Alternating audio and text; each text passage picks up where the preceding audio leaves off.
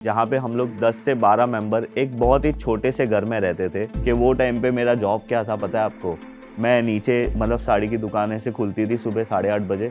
मैं झाड़ू मारता था और वहाँ पे जो कांच होते हैं ना उस पर स्प्रे मार के पेपर से साफ करता था। अब लकीली मैं स्टॉक मार्केट के फील्ड में आया और वो टाइम पे मेरा काम था सेल्समैन। मैं वहाँ पे ऐसा शौक हो गया कि आज तक मैं इतने सारे चीज़ों के पीछे भाग रहा था कि क्या कोई सीक्रेट फार्मूला है, क्या कोई ऐसी स्ट्रैटेजी है जो मुझे पैसा कमा के दे सकती है। और वो स्ट्रैटेजी हमेशा मेरे आँख के सामने थी। जो शॉप में मैं पहले काम करता था, आप अभी भी जाके देखना, अंधेरी स्टेशन में, अंधेरी ईस्ट में लाखेरी साड़ी शॉप है। आज वो शॉप के सामने वाली बिल्डिंग में मेरा घर है 11th फ्लोर पे।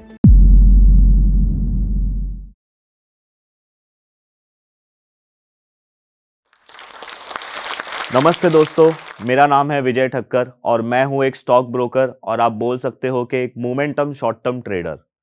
बट अगर आप यही चीज़ मुझे 7-8 साल पहले पूछते तो मेरे पास लाइफ में कोई गोल नहीं था। और अगर मैं आप लोगों को मेरी हिस्ट्री बताऊं, अगर आपको मेरे बारे में जानना है तो आप लोगों को मैं थोड़ा पीछे लेके जाता हूं, मेरी स्कूलिंग और मेरी फैमिली लाइफ से। तो हम लोग रहते हैं मुंबई में, मतलब मैं मुंबई में रहता हूँ, अंधेरी करके एक एरिया है वहाँ पे। और मैं रहता था चौल में। और हम वहाँ पे जॉइंट फैमिली में रहते थे जहाँ पे हम लोग 10 से 12 मेंबर एक बहुत ही छोटे से घर में रहते थे। और छोटा मतलब क्या, मैं आप लोगों को बोलूँ तो 10 बाय 10 का घर होता था वो।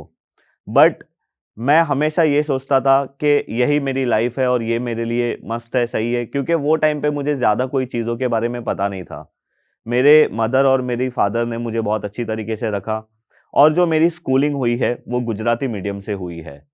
उसके बाद मैंने स्कूलिंग कंप्लीट कर लिया और अगर आपको मैं बोलूँ तो मेरे घर में मैं ही एक ऐसा पर्सन था जिसने स्कूलिंग कंप्लीट की है। और मैं अगर आप लोगों को बोलूँ तो मैं स्टडी में भी कुछ खास नहीं था, मैं बहुत ही, आप बोल सकते हो कि एवरेज और बिलो एवरेज स्टूडेंट था।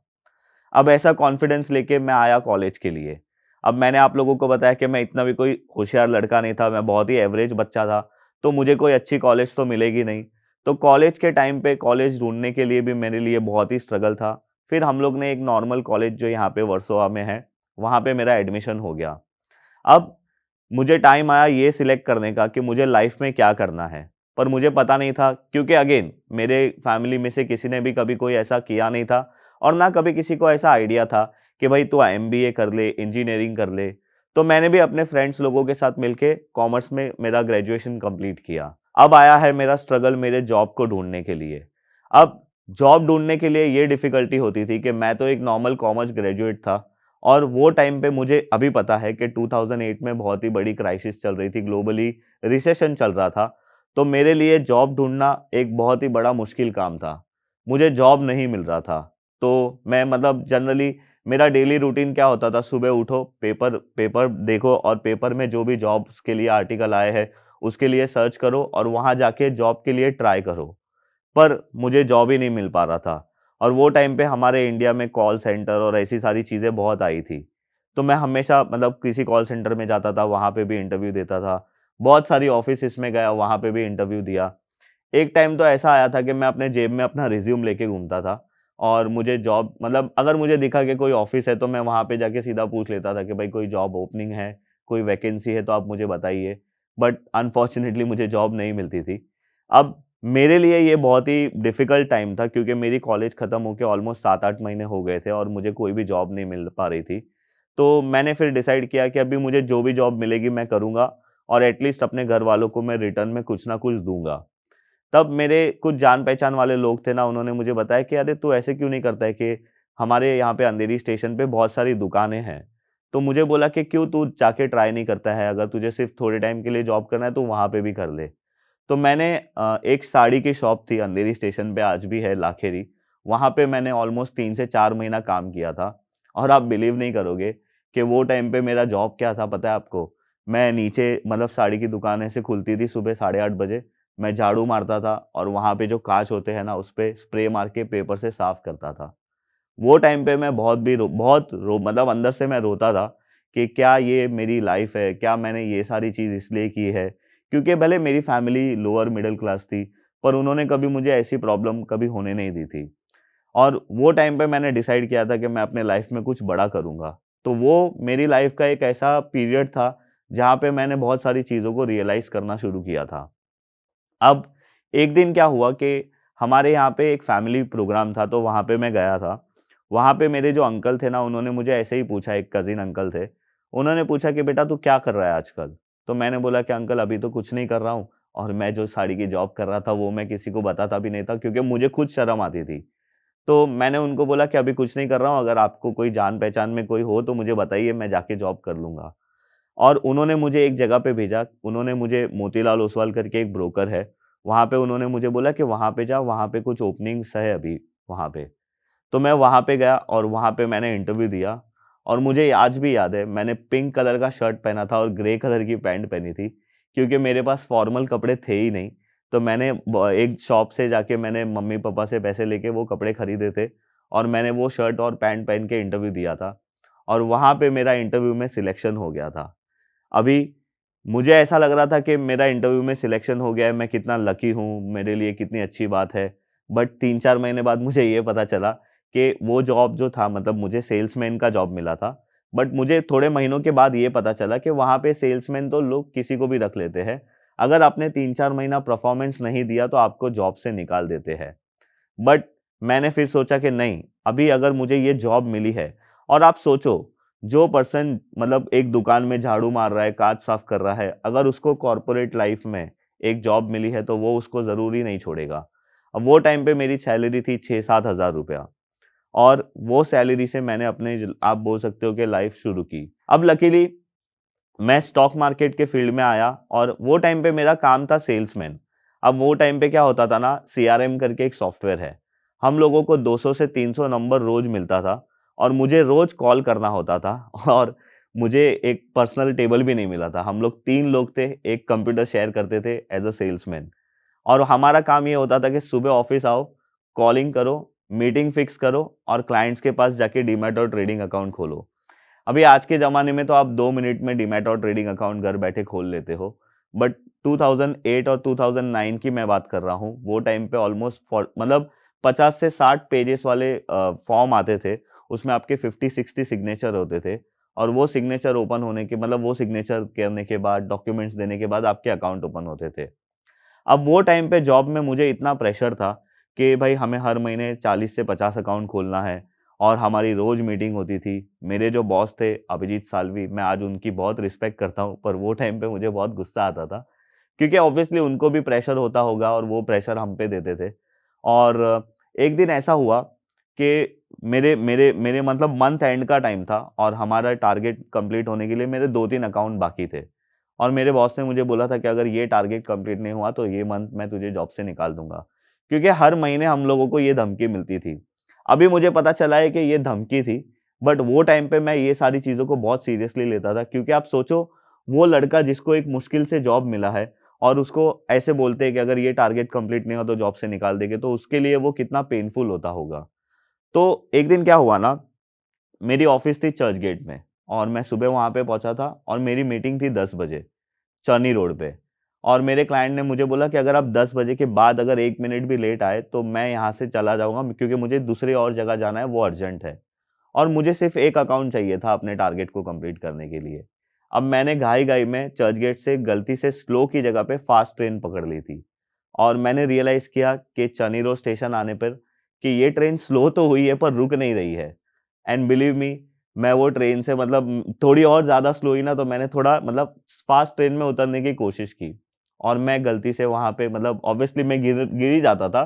बट वो टाइम पे मेरे दिमाग में सिर्फ़ इतना ही चल रहा था कि मुझे वो टारगेट कंप्लीट करना है, और मैं वहाँ पे वो ट्रेन से उतर के फ़ास्ट मतलब मैं गिर गया, और मुझे बहुत सारी जगह पे लगा था।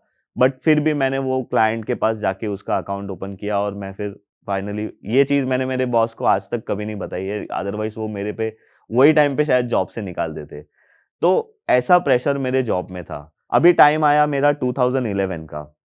अभी मैं जॉब करते-करते थोड़ा अच्छा भी हो गया था, मुझे बहुत सारी चीज़ों के बारे में समझ भी पड़ गया था, और मुझे ये चीज़ पता चल गई थी कि जो कंपनी में मैं काम कर रहा हूँ, मोतीलाल ओसवाल, उन्होंने अपना करियर 1987 से शुरू किया था एज़ अ स्टॉक ब्रोकर, और धीरे-धीरे उन्होंने अपने लाइफ़ में अच्छे एक लेवल पे आए हैं, और आज आपको पता है मोतीलाल ओसवाल क्या है। तो मैंने सोचा कि क्यों ना मैं भी एक ब्रोकर बनूँ और मैं भी अपने लाइफ़ में कुछ करूँ। तो मैंने 2010 और 10 के एंड में मैंने ये सोच लिया था कि मैं एक ब्रोकर बनूंगा मैं जॉब छोड़ने के बाद, और मैं अपने बिजनेस को खुद क्रिएट करूंगा। क्योंकि वो टाइम पे मुझे 7-8 हज़ार रुपये सैलरी मिलती थी, और जो भी मेरा अलाउंस था उसके साथ, और मेरा जो क्लाइंट्स का रेवेन्यू था ना वो बहुत ज़्यादा था, लाखों में था। तो मैंने वो टाइम ही डिसाइड कर लिया था कि मैं एक फ्रेंचाइजी खोलूंगा, पर मैंने ऐसा सोचा था कि और थोड़ा एक्सपीरियंस लेने के बाद करूंगा। एंड अनफॉर्चुनेटली 2011 में मार्केट गिर गया। अब मार्केट मतलब मुझे आज भी याद है, ऑलमोस्ट 25 से 30% मार्केट गिरा था। और ऐसे सिचुएशन में क्या होता है पता है, जैसे आज हम लोग सुनते हैं कि सब बड़ी बड़ी टेक कंपनी जॉब कट्स कर रही है, तो वो टाइम पे क्या हुआ था कि ब्रोकर्स अपने जो सबसे लोअर लेवल की एम्प्लॉय होते हैं ना, उनका जॉब कट कर देते हैं। तो वो जॉब कट में मैं भी एक लड़का था, और मेरा भी सेल्स में से मेरे को काम पे से निकाल दिया, क्योंकि मैं अपने टारगेट्स तो कंप्लीट करता था, पर शायद मेरे से बेटर भी कोई थे तो मुझे जॉब पे से निकाल दिया। एंड मेरे लिए ये वापस से एक ऐसा पॉइंट आ गया लाइफ में कि अभी मैं क्या करूं। मैंने तो सोचा था और कुछ साल जॉब करूंगा और उसके बाद मैं अपना बिजनेस करूंगा। अब वो टाइम पे मैंने ऐसा सोचा कि मैं अभी से ही फ्रेंचाइजी लूंगा और मैं अभी से ही स्टॉक ब्रोकर बन जाऊंगा, और अभी से ही मैं अपना बिजनेस शुरू करूंगा। बट अगेन, जैसे आप अभी अच्छी तरीके से एकदम इजीली स्टॉक ब्रोकर बन सकते हो या फ्रेंचाइजी ले सकते हो, तो 2011 में वो ऐसा सिचुएशन नहीं था। अगर आपको स्टॉक ब्रोकर बनना है तो आपको 3-4 लाख रुपया डिपॉजिट रखना पड़ता था और किसी ब्रोकर के पास, और उसके बाद आप एक सब ब्रोकर बन सकते थे। तो अभी मेरे पास इतना पैसा तो था भी नहीं कि मैं वहाँ पे रखूँ, क्योंकि मेरे सैलरी अकाउंट में जो भी पैसे आते थे वो मंथ खत्म होने से पहले ही खत्म हो जाते थे। तो मैंने मेरे जान-पहचान में जो मेरे जीजाजी हैं उनसे मैंने पैसे माँगे, और उन्होंने लकीली मुझे पैसे दिए भी, पर उन्होंने मुझे बोला कि ये पैसे मैं तुझे दूँगा इंटरेस्ट पे। तो मैंने बोला ठीक है, मैं आपको पैसे रिटर्न कर दूँगा 2-3 साल में, और मुझे एक कॉन्फिडेंस तो अंदर से था ही कि मैं ये बिज़नेस अच्छे तरीके से कर लूँगा। अब ये टाइम पे जो है ना मेरी शादी भी हो गई थी, बिकॉज़ मैं और मेरी वाइफ़ हम लोग एक-दूसरे को अच्छी तरीके से जानते थे मेरे जॉब के टाइम से, और हम लोग ने 2011-2012 तक हमने शादी कर ली थी। और ये सिचुएशन मेरे लिए ऐसा हो गया था कि मेरी जॉब भी छूट गई है और मेरी शादी भी हो गई है, क्योंकि हम लोगों को पता नहीं था कि ऐसा कुछ होने वाला है। अब मेरी वाइफ़ जो है वो सिविल इंजीनियर थी, तो वो मुझे प्रॉब्लम नहीं होता था। वो टाइम पे जो भी उसकी बेसिक सैलरी थी उससे हमारा घर धीरे-धीरे चल जाता था। और जैसे मैंने आप लोगों को बताया कि मैं एक जॉइंट फैमिली में रहता था, तो एक फैमिली सपोर्ट मेरे पास हमेशा था। एंड फिर मैंने अपने बिज़नेस को शुरू किया। अब यहाँ पे मैंने एक चीज़ नोटिस की कि मुझे तो सिर्फ़ सेल्स आता था। मुझे सिर्फ़ ये आता था कि क्लाइंट्स को कैसे लाना है। बट मुझे स्टॉक मार्केट का नॉलेज तो नहीं था, क्योंकि हमारे फ़ील्ड में मैंने सिर्फ़ सेल्स का ही काम सीखा था। एक सेल्समैन को कोई ऐसा तो नहीं सिखाएगा ना कि स्टॉक मार्केट क्या होता है। बट मैंने डिसाइड किया ये सारी चीज़ मैं खुद सीखूँगा। क्योंकि जो भी मैं क्लाइंट्स के पास जाता था, जिनके भी पास जाता था कि सर आप प्लीज़ मेरे पास अकाउंट ओपन कर लीजिए, ये कर लीजिए, वो कर लीजिए। तो वो लोग मुझे सिर्फ़ एक ही बात बोलते थे कि विजय, आप मुझे कैसे फ़ायदा कराओगे स्टॉक मार्केट में? और ये चीज़ मुझे हमेशा प्रॉब्लम देती थी। अब यहाँ पे मैंने डिसाइड किया कि बॉस, मैं अगर किसी क्लाइंट के पास जा रहा हूँ तो मैं उनका अकाउंट खोलने के पहले मैं पहले खुद भी तो सीख लूँ, जिनसे मैं उनको गाइड कर सकूँ स्टॉक मार्केट के अंदर। तो मैंने डिसाइड किया कि मैं बहुत सारी चीज़ें सीखूँगा स्टॉक मार्केट में। और अभी जिस तरीके से बहुत सारे यूट्यूब चैनल हैं, जिस तरीके से बहुत सारे लोग ऑनलाइन अपना नॉलेज शेयर करते हैं, वो टाइम पे तो यूट्यूब भी इतना मतलब लोगों को पता नहीं था, और इंटरनेट होना ही एक लग्ज़री होता था वो टाइम पे। एंड मैं क्या करता था, फिर ऑफ़िस में इंटरनेट होता था तो मैं ऑफ़िस से बहुत सारी चीज़ें ढूँढने की कोशिश करता था, और वो टाइम पे मैं 7-8 बजे तक तो अपना जो बिज़नेस है, जो कॉलिंग है कंटिन्यूअसली क्लाइंट के लिए वो करता था, और उसके बाद मैं सीखने की कोशिश करता था। अब स्टॉक मार्केट में सीखने के लिए बहुत कुछ है। एक है फंडामेंटल एनालिसिस और एक है टेक्निकल एनालिसिस। अब मैंने आप लोगों को बोला कि मैं स्टडी में इतना अच्छा नहीं था, तो मैंने डिसाइड कर लिया था कि मैं फंडामेंटल एनालिसिस नहीं सीखूँगा, क्योंकि शायद वो मेरे लिए था ही नहीं। और मैंने डिसाइड किया मेरे को टेक्निकल एनालिसिस सीखना है। वहाँ पे क्या होता था ना कि प्राइस को देख के बहुत सारी चीज़ें होती थी, और हमारे ऑफ़िस में 1-2 ऐसे लोग थे, जो ये सारी चीज़ करते थे। तो मैंने उनको रिक्वेस्ट किया कि आप मुझे सिखाइए। तो उन्होंने धीरे-धीरे मुझे सिखाना शुरू किया, और पहले मैंने आरएसआई सीखा। अगर आप स्टॉक मार्केट से हो तो ये सारी चीज़ें आपको पता होगी। इंडिकेटर्स बोलते हैं इसको। पहले मैंने आरएसआई सीखा, फिर बॉलिंजर बैंड सीखा, फिर स्टोचैस्टिक सीखा, फिर पैराबोलिक स्टॉप एंड रिवर्स सीखा, और पता नहीं मैंने मूविंग एवरेज क्या-क्या सीखा। एक टाइम पे मेरे चार्ट्स में इतने सारे इंडिकेटर्स थे ना कि मतलब मुझे प्राइस कभी दिखता ही नहीं था, सिर्फ इंडिकेटर्स ही होते थे। अब ये टाइम पे क्या हो गया कि मैं नई स्टडी सीखता था, उसको अप्लाई करता था और अपने बिजनेस को धीरे-धीरे ग्रो करने की कोशिश करता था। 3-4 महीने वो स्टडी चलती थी और फिर फेल हो जाती थी। फिर मैंने सोचा कि अरे यार ये क्या बात हुई? आरएसआई इतना अच्छा है, ये फेल क्यों हो रहा है? फिर वापस से मैंने बॉलिंजर बैंड को अप्लाई किया, उसको स्टडी किया, अप्लाई किया अपने बिज़नेस में, फिर वो फेल हो जाता था। अब जभी भी मैं आपको बोल रहा हूँ ना फेल हो जाता था, उसका मतलब ये है कि मैंने अच्छे खासे क्लाइंट्स बनाए हैं और वो क्लाइंट्स को नुकसान हो जाता था और मेरा बिज़नेस फिर से डाउन हो जाता था। आप इमेजिन करिए कि एक आदमी है जिसने अपना जॉब भी छोड़ दिया है, जो अभी अपना बिज़नेस कर रहा है as a franchise, as a stock broker, और उसका हर 4-5 महीने में उनके क्लाइंट्स खत्म हो रहे हैं। और आप सोचिए मैं अकेला था, मैं खुद सेल्स करता था, मैं खुद क्लाइंट्स को हैंडल करता था, मैं खुद सर्विस करता था, मैं सारी चीज़ें करता था। तो वो लेवल मेरे लिए इतना स्ट्रेसफुल था, मेरे लिए मंथली मतलब 10,000 भी कमाने के लिए ना, अगर मैं किसी मंथ 10,000 कमाता था तो मेरे लिए वो बहुत ही बड़ी बात हो जाती थी। तो ऐसे तो मैंने बहुत सारी चीज़ें की और ऐसे करते-करते मेरी लाइफ में 5 मतलब 4-5 साल आगे निकल गए। मर मैं अभी भी स्ट्रगल कर रहा हूँ। मुझे यही नहीं समझ में आ रहा है कि स्टॉक मार्केट में पैसे कैसे कमाते हैं और ऐसी कौन-सी चीज़ है जिसको फॉलो करने से स्टॉक मार्केट में आप पैसे कमा सकते हो। अब ये टाइम पे ऐसा हो गया कि मेरी वाइफ़ प्रेग्नेंट थी और ये मैं आप लोगों को बात कर रहा हूँ 2016-17 की। और वो टाइम पे ऐसा हुआ कि अभी हम लोगों को हॉस्पिटल में एडमिट होना पड़ा और मेरी वाइफ़ की डिलीवरी हो गई। 2017 में मेरी छोटी-सी बेबी है वो आई हमारे लाइफ़ में और आप बिलीव नहीं करोगे, अभी भी मैं अपने बिज़नेस में स्ट्रगल कर रहा था और इतना तो बिज़नेस हो रहा था जिससे घर चले और जिससे हमारी बेसिक नेसेसिटी कंप्लीट होती थी। बट मेरे पास हॉस्पिटल का जो बिल है वो पे करने के लिए पैसे भी नहीं थे। अब लकीली मैंने आपको बताया था कि मेरी वाइफ़ इंजीनियर थी, तो उसकी जो सेविंग्स थी उससे हमने बिल पे किया और उसके बाद मतलब अगेन मेरी लाइफ में ये सेकंड ऐसा इंसिडेंस था, वो मैंने आपको जो शॉप वाला बताया उसके बाद, कि मुझे फिर से ऐसा लगा कि मैं क्या कर रहा हूँ? मतलब मैं इतने साल से स्टॉक मार्केट में मेहनत कर रहा हूँ, अभी तक मुझे कुछ चीज़ें पता क्यों नहीं चली है? मैंने सारी चीज़ों को अप्लाई करके देखा है, जिसने भी मुझे बोला है कि ये स्ट्रैटेजी को फॉलो करो, ये स्ट्रैटेजी से पैसे बनते हैं, वो स्ट्रैटेजी को फॉलो करो, वो स्ट्रैटेजी के पैसे बनते हैं। मैंने सारी चीज़ें अप्लाई करके देख ली है, अभी तक मेरी लाइफ में मुझे सक्सेस क्यों नहीं मिल रही है? ऐसा नहीं है मैं पैसा नहीं कमा रहा था, बट मैं बहुत ही बेसिक पैसा कमा रहा था जिससे हमारी लाइफ चले और बहुत सारी चीज़ हो। और यही टाइम पे जब मेरी मेरी वाइफ प्रेग्नेंट थी, वही टाइम पे मुझे समवेयर अराउंड 20 लाख का लॉस भी हो गया था स्टॉक मार्केट में ही। अब ये लॉस कैसे हुआ था? मेरे पास जो भी सेविंग थी मैं उसको अपने इन्वेस्टमेंट में लगा देता था और मैं खुद स्टॉक ब्रोकर था और वो टाइम पे स्टॉक ब्रोकर आपको 20 टाइम्स 30 टाइम्स लिमिट देते थे और मैंने लिमिट लेके कुछ बड़ा ट्रेड कर दिया, जो ट्रेड बहुत ही गलत हो गया। मतलब मुझे आज भी याद है, वो स्टॉक का नाम था रोल्टा और उसने एक दिन 20% सर्किट लगाया था और अभी तो मैं कभी भी ऐसे वाले स्टॉक्स को हाथ नहीं लगाता हूँ, बट वो टाइम पे मुझे पता नहीं था और वो टाइम पे मैंने उसको लोअर सर्किट में बाय कर लिया था और कंटिन्यूअसली वो स्टॉक 3-4 दिन तक और लोअर सर्किट लगाते गया था और मैं सिर्फ देखते रह गया। मेरे जितने भी पैसे थे, जो भी मैंने रिस्क लिया था, मैं ज़्यादा कमाने के चक्कर में गया था और मुझे बहुत बड़ा लॉस हो गया। अब अगेन एक ऐसा पर्सन जिसके लाइफ में अभी तक मतलब वो बेसिक पैसा कमा रहा है और उसकी लाइफ में मतलब सेविंग नाम की कोई चीज़ नहीं है, ऊपर से लॉस हो गया। तो आप सोचो कि उसके ऊपर क्या बीती होगी। बट जैसे-तैसे मतलब मैंने अपने ब्रोकर को बोला कि भाई मैं आपके साथ ही हूँ, मैं जैसे-जैसे बिज़नेस करूँगा आप उससे माइनस कर लेना और ये सारी चीज़ें चलती गई। अब मेरे लाइफ में एक ऐसा पॉइंट आया ना जब मैंने डिसाइड कर लिया था कि नहीं भाई मुझे कुछ अच्छा करना है और मुझे स्टॉक मार्केट में मेरे नाम को बहुत आगे करना है।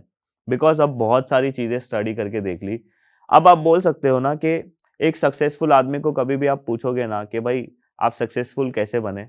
तो शायद वो आपको बताएगा कि मैंने ये सारी चीज़ें गलती से मतलब मैंने ये सारी चीज़ें की है और इसमें मैं फेल हुआ हूँ और ये सारी चीज़ आप मत करना, इससे मोस्ट प्रोबेबली आप जल्दी सक्सेसफुल बन सकते हो। तो मुझे पता चल गया था कि मुझे अभी क्या नहीं करना है और मैंने डिसाइड कर लिया कि भाई जो चीज़ मैंने आज तक फॉलो की है मुझे वो चीज़ों को फॉलो नहीं करना है। और मैंने फिर है ना एक दिन क्या किया, अपने चार्ट्स में जाके सारे इंडिकेटर्स को डिलीट कर दिए और आप बोल सकते हो कि ये गलती से भी हुआ था हमारे यहाँ पे आईटी वाले की गलती से। और मैंने फिर लिटरली देखा सिर्फ प्राइस को, और मैं वहाँ पे ऐसा शॉक हो गया कि आज तक मैं इतने सारे चीज़ों के पीछे भाग रहा था कि क्या कोई सीक्रेट फ़ॉर्मूला है, क्या कोई ऐसी स्ट्रैटेजी है जो मुझे पैसा कमा के दे सकती है। और वो स्ट्रैटेजी हमेशा मेरे आँख के सामने थी, पर मैं उसको कभी देखता ही नहीं था। मैं क्या देखता था, आरएसआई क्या है, बॉलिंजर बैंड क्या है, कौन-सा मूविंग एवरेज क्या बोल रहा है। मैंने कभी प्राइस को ध्यान से देखा ही नहीं, जो आप सोचो एक आदमी रोज़ देखता है। तो मैंने डिसाइड किया कि अभी से मैं सिर्फ़ प्राइस को देखूँगा और मैं प्राइस को फॉलो करूँगा, जिसको हम लोग स्टॉक मार्केट में प्राइस एक्शन एनालिसिस बोलते हैं। अब वो टाइम से मतलब 2017 से मैंने ये चीज़ को फॉलो करना शुरू किया, और वो टाइम पे मैंने ब्रूस ली का एक कोट पढ़ा था, जो ये बोलता है ब्रूस ली कि मैं वो पर्सन से नहीं डरता जो 10,000 किक 10,000 बार ट्राई करता है। मैं वो पर्सन से डरता हूँ जो एक किक को 10,000 बार प्रैक्टिस करता है। तो वो बोलते हैं मास्टर इन वन। अब मैंने डिसाइड कर लिया कि अगर मेरी लाइफ में अभी मुझे कुछ करना है तो सिर्फ यही करना है, और मैं सिर्फ वही स्ट्रैटेजी को फॉलो करता था, और मैं प्राइस एक्शन एनालिसिस पे प्रैक्टिस करना शुरू कर दिया। एंड धीरे धीरे धीरे जो मेरे रिजल्ट है वो अच्छे होते गए, अच्छे होते गए। अभी मैं आप लोगों को ऐसा नहीं बोलूँगा कि मैं अभी बहुत अच्छी तरीके से काम कर रहा हूँ, बट येस, अभी मुझे ये पता होता है कि मुझे कभी काम करना है, कभी काम नहीं करना है, और कभी मुझे ज़्यादा पैसे लगाने चाहिए, कभी मुझे नहीं लगाने चाहिए। तो ये प्राइस एक्शन और वॉल्यूम एनालिसिस को फॉलो करने के बाद मैंने अपने लाइफ में, आप बोल सकते हो कि एक स्टेबिलिटी आई। अभी मेरा बिज़नेस भी अच्छा है। मैंने आप लोगों को बताया कि एक टाइम पे मैं 5,000, 6,000, 10,000 जितना कमाता था।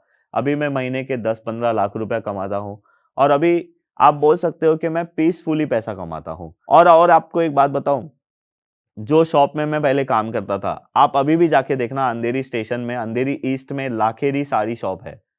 आज वो शॉप के सामने वाली बिल्डिंग में मेरा घर है 11th फ्लोर पे। तो मैं आप लोगों को क्या बोलूँ? मतलब मैं खुद इतना खुश होता हूँ कि मैंने ये चीज़ को अचीव किया है, बट अभी मुझे और आगे भी जाना है। This is just the start of my life. तो अभी मैं आराम से काम करता हूँ। अगर मैं आप लोगों को बोलूँ कि मतलब मैंने ऐसे बहुत सारे लोगों को देखा है जो डेली 4, 5, 10 ट्रेड करते हैं। बट मैं, मेरी जो जो भी रिटर्न है, अगर उसको मुझे जनरेट करना है, तो मैं साल में सिर्फ 20 से 25 ट्रेड करता हूँ। और आपको ऐसा लगेगा ये कैसे पॉसिबल है? बट ये पॉसिबल है अगर आप टाइम फ्रेम को बड़ा कर दो। मैं पहले ट्रेड करता था और मैं पहले लोगों को सजेस्ट करता था, क्योंकि मैं देखता था ना कि इंट्राडे ट्रेड करना चाहिए, इंट्राडे ट्रेड से बहुत फ़ायदा होता है। तो मैं पहले 5 मिनट टाइम फ्रेम देखता था, 15 मिनट टाइम फ्रेम देखता था, 3 मिनट टाइम फ्रेम देखता था, और क्या पता क्या-क्या और सारी चीज़ें करता था। बट मैंने एक चीज़ नोटिस की, फिर से मेरे दिमाग में वो आया था कि भाई मोतीलाल ओसवाल और रामदेव अग्रवाल लाइफ में इतने सक्सेस कैसे उनको मिला? और मुझे पता चला कि वो कभी भी छोटे टाइम फ्रेम की तो बात ही नहीं करते हैं, वो हमेशा बड़े टाइम फ्रेम की बात करते थे। तो सिंपली फिर मैंने क्या किया, अपने चार्ट में मैंने पहली बात तो प्राइस एक्शन और वॉल्यूम को फॉलो करना शुरू किया, जिसको मैं बोलता हूँ मास्टर इन वन। एक ही स्टडी पे मैं प्रैक्टिस करता था, और मैंने जो मेरा टाइम फ्रेम है उसको वीकली और मंथली पे कर दिया। अब इससे क्या हो गया, जो बहुत सारी नॉइज़ होती है वो कम हो गई, मतलब डेली बेसिस की न्यूज़, ये सारी चीज़ें आपको कम इम्पैक्ट करने लगी। आपके जो नंबर ऑफ ट्रेड्स है वो भी कम हो गए, और आपकी जो एक्यूरेसी है वो ऑटोमेटिकली बढ़ गई। बट बिलीव मी, मैंने ये मतलब कभी गोल मेरा था ही नहीं, मैंने लाइफ में मैंने कभी ये सोचा ही नहीं था। बट मैं सच में अभी अच्छा बोलूँगा, जो भी मैंने अपनी लाइफ में स्ट्रगल किए, हर स्ट्रगल से मैंने कुछ ना कुछ चीज़ें सीखी, और मैंने लाइफ में डिसाइड कर लिया था कि मुझे अपना बिज़नेस करना है, और मुझे महीने में ये 10,000 20,000 रुपए नहीं कमाने, मुझे बहुत अच्छे पैसे कमाने हैं। और बिलीव मी, अभी मैं वो कर रहा हूँ। और मैं आप लोगों को सिर्फ इतना बोलूँगा कि आप लोगों को पता है, पहले सबसे पहले आप लोगों को क्या चेंज करना है? सबसे पहले आप लोगों को जो चेंज करना है वो है आपका माइंडसेट। अगर आप कभी ऐसा सोचोगे ही नहीं कि मुझे लाखों पैसे कमाने हैं, मुझे हर महीने 10 लाख 20 लाख कमाने हैं, तो आप कमाओगे ही कैसे? पहले आप ये बिलीव करना शुरू करो कि मुझे ये करना है। मैं हमेशा ये बात में मानता हूँ, आस्क, बिलीव एंड रिसीव। अगर आप ये चीज़ फॉलो करोगे तो आप लाइफ में बहुत सारी चीज़ें कर सकते हो। और मैं सच बताऊँ तो मैं जो स्टॉक को ये चीज़ के लिए थैंक यू बोलना चाहूँगा, क्योंकि मैंने भी पहले मतलब 1-2 साल पहले कुछ ऐसे जो स्टॉक्स के वीडियोस देखे थे, जो सच में इंस्पायरिंग होते हैं। अगर आप लोगों को कुछ सीखना है ना, तो आप इनके वीडियोस से भी बहुत कुछ सीख सकते हो। बट एक बात है, अगर आप लोगों को सीखना है तो वो चीज़ के लिए मैं जो स्टॉक को थैंक यू बोलूँगा। क्योंकि आपने ये टॉक देखी है, इसका मतलब है कि आप अपने जीवन में सही स्किल्स के जरिए पैसा कमाना चाहते हैं और सक्सेसफुल बनना चाहते हैं। चाहे कंपाउंडिंग के कॉन्सेप्ट्स हो, या फिर स्टॉक एनालिसिस करना, या फिर इन्वेस्टमेंट के बेसिक कॉन्सेप्ट्स को समझना, इन सब में आपकी मदद करता है जोश टॉक्स का जोश टॉक्स इंग्लिश स्पीकिंग ऐप। यहाँ पर आपको मिलती है पर्सनलाइज्ड क्विज़ेस, यहाँ पर आपको मिलती है ढेर सारी एक्सरसाइजेज, और साथ में सबसे इंपॉर्टेंट आपको मिलती है एक ऐसी कम्युनिटी जो आपको हेल्प करेगी फाइनेंस से रिलेटेड टॉपिक्स को बड़े आसान तरीके से समझने में। तो देर किस बात की, अभी डाउनलोड करिए जोश टॉक्स इंग्लिश स्पीकिंग ऐप और लीजिए अपनी फाइनेंशियल फ्रीडम की तरफ पहला कदम।